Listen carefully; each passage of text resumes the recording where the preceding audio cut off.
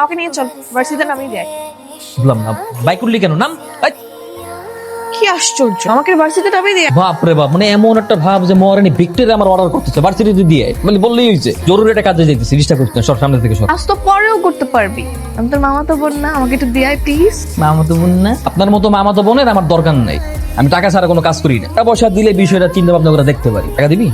500 টাকা ক্যাশ দিয়ে তোর নামাই দিয়েছি। 500 টাকা দেবো কেন? তুই যে সেদিন আমি ফ্রিজে রাখা 600 টাকার চকলেট খেয়ে ফেলছিস, সেটা কি হবে?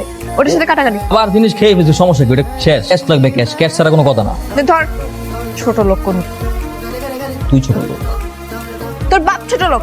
তোর বাপ ছোট লোক। একটা বাইক দেখে খুব ভাব না, এত পাট নিস। মায়ের উচিত কি জানো? কলাটা দেবো ইচ্ছা। জুতা দিয়ে, জুতা দিয়ে। মায়ের শর্ট